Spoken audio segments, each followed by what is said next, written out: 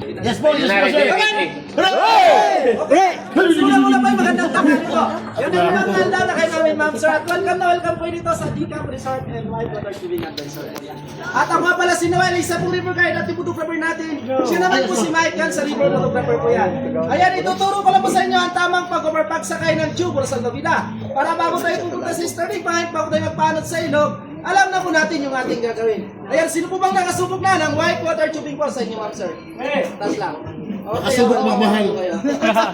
Mas naka na ba ito? Wow! Ito! Isa lang kami! Your advisor! Okay na, yan. Perfect na. Yan, maraming salamat po, ma'am. So, ganito lang po yung gagawin natin. Excuse me, sir, ha?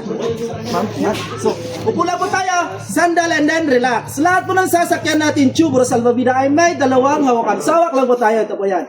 Ang importante po natin gagawin, pag nandun na po tayo sa tubig, ay yung pag-balance po ng ating katawan. Ayan, balance talaga yung number one. Kasi pag hindi tayo marunong mag-balance, may posibilidad na tayo ay matumba or mataog. Pag sakaling tayo tumahog, ano po yung dapat natin gawin? Hingi ng tulong. Tawan.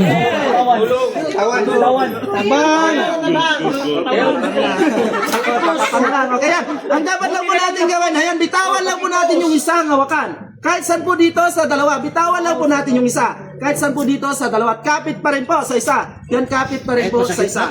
Kasi pag hindi natin binitawan yung isang hawakan, pag sakaling tayo tumahog, matatabunan po tayo nitong salvavida po natin. At mahirapan po yung river guide natin, rescue po tayo. Kasi yung river guide natin ay nandyan lamang po sila sa likod. Sila pa ay may hawak na lubi. Sila pa ang balas ang pidadaan or i-challenge. Kasi bawat isa po sa inyo ay may river guide po kayo. Sila po nagsisilbing driver po natin, yung guide po natin sa likod. At pag sakaling nabitawan po natin lahat, itong dalawang hawakan, pag sakaling tayo tumahog, mabuti po kapit kahit saan parts dito sa salvavida po natin. At kung kaya po natin dapan itong salvavida natin, mas mabuti po. Para mas madali po kayong rescue ng ating guide sa likod.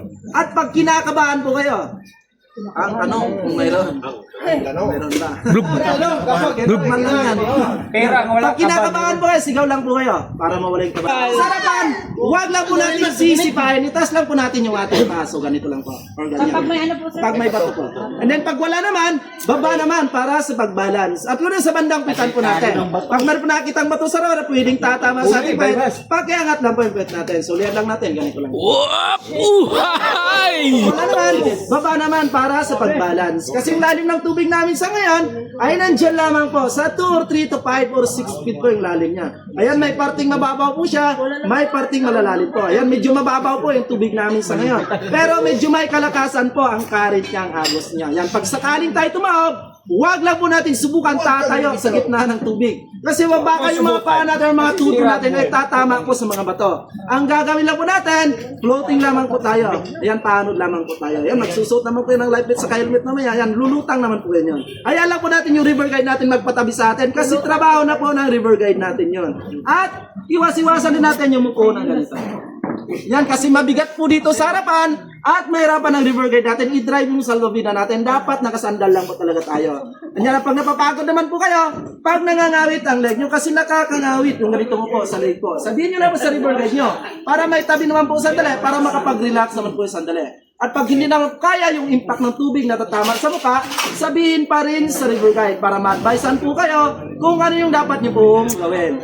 Yun, yung layo pala ng tubig natin is 2.1 kilometers. Yay! Yung layo pala na dadaanan natin is 2 kilometers. At may lalakarin ng 300 meters. Sali na po sa adventure. Yung lalakarin po natin. Ang makukunsyo pa natin. Dool! Limited po pa lang yun, ha? Hindi pa ako sure. So yun lang po. Huwag niyo pong isipin na kayo ay matumba or matob. Yung isipin niyo po, yung enjoyment niyo ngayong tanghaling ito. Yun lang po at good luck po sa inyo. God bless you all po. Yay!